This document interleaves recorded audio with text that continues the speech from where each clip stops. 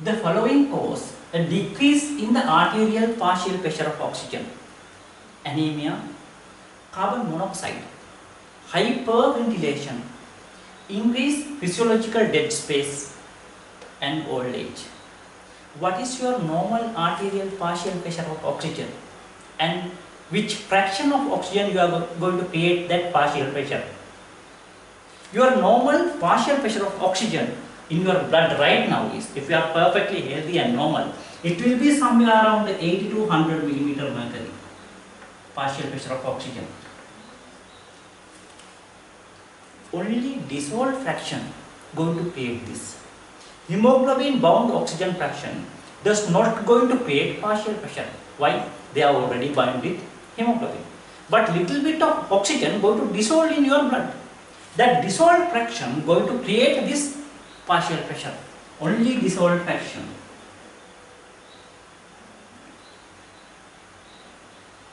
If I take your blood now, it will be somewhere around 80 to 100 millimeter mercury.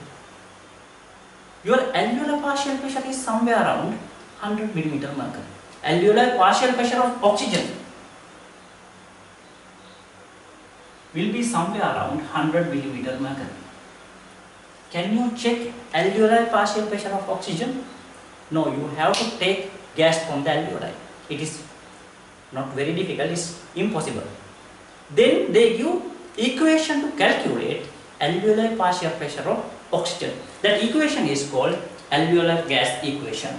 It says alveolar partial pressure of oxygen must be equal to fraction of oxygen inspiring right now you. I am inspiring 21% of oxygen from atmosphere. If you give 50% oxygen to your patient, this must be 50% in that case. Into atmospheric pressure minus saturated water vapor pressure in 37 centigrade. Why? When you are inspiring air, once they go into trachea, they become saturated with water vapor. 37 centigrade. Saturated water vapor pressure at 37 centigrade. Then you have to reduce PaCO2, that means alveolar CO2 divided by respiratory exchange ratio. R mean respiratory exchange ratio. I will tell what is R. Right now, if I calculate my oxygen requirement, it will be somewhere around 250 milliliter per minute. 250 milliliter per minute. If I check my carbon dioxide removal, it will be somewhere around 200 mb. This value is called respiratory exchange ratio. How much of carbon dioxide going to produce per oxygen utilization? That is called respiratory exchange ratio. In this equation, it will be somewhere around 0.8. 200 divided by 250. It will be somewhere around 0.8 in my body right now. If you calculate partial pressure, this one 21%, this one atmospheric pressure somewhere around 760 millimeter mercury. You have to check saturated vapor pressure in the 37 centigrade. Your homework is that one. 37 degrees saturated water pressure. Alveolar partial pressure of carbon dioxide is somewhere around 40 millimeter mercury divided by 0.8. Then the value will be somewhere around 100 millimeter mercury. But if you check your radial artery partial pressure of oxygen, it will be somewhere around 80 to 100 millimeter mercury. This one in the radial artery. What are the factors going to affect that reduction? Previously 100, now 80. It reduced a little bit. I first of all told only dissolved fraction going to affect partial pressure. So anemia does not going to affect partial pressure of oxygen. Answer is first one is wrong. Anemia does not going to affect.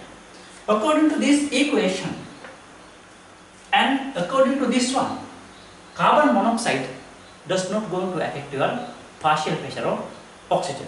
Carbon monoxide very little or very minute amount present in your body and rapidly diffusible as well.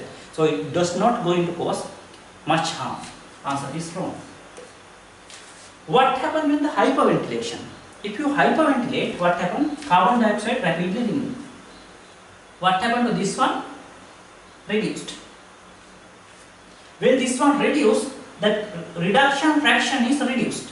So what happened? Your PaO2 little bit increase. Not that much, but little bit increase. If you hyperventilate, your arterial blood oxygen little bit increase. But in this MCQ says the following cause a decrease in the arterial partial pressure of oxygen. Hyperventilated, little bit increase actually. So therefore this stem also false. Next one, increase physiological dead space.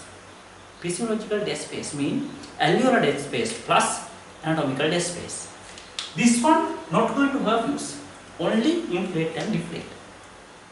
The air-filled cavities does not participate with the gas exchange called dead space. They are just inflate and deflate. Nothing to do with your oxygen transfer. So answer is wrong. They just inflate and deflate. There is nothing abnormal blood flow through that alveoli. So answer is wrong. Next one, old age. What happened in the old age? Your shunt fraction gradually increase. Shunt fraction means some blood involved in the gas exchange here. But some blood does not involve with the gas exchange. They safely escape from venous to descent. Pulmonary artery to pulmonary vein safely escape without gas exchange. Your venous blood partial pressure of oxygen is somewhere around 40 mmHg. Here, fully perfused alveoli and end capillary partial pressure of oxygen is 100. Then 100 blood come from here to here, 40 blood come from here to here. They mix together. That is why it reduces into 80 mmHg. If you have more and more shunt fraction, more and more shunt, more and more 40 blood, what happens? This value will be gradually reduced. If you have less shunt, this value will be close to 100. If you are one of 21-year-old like me, you have less shunt, then your value will be very close to 100. If you become older and older, what happens? Your alveoli are so much damaged. There is huge shunt fraction. Because of that, your value will be somewhere around 80 mmHg. When you become old age, what happens? Your arterial partial pressure of oxygen gradually reduces because of high shunt fraction. This one is correct. Shunt fraction going to reduce arterial partial pressure of oxygen, but the dead space not going to reduce. Why? They are the alveoli which not participate with the gas exchange. They only inflating and deflating. That is all regarding this MCQ. Thank you very much.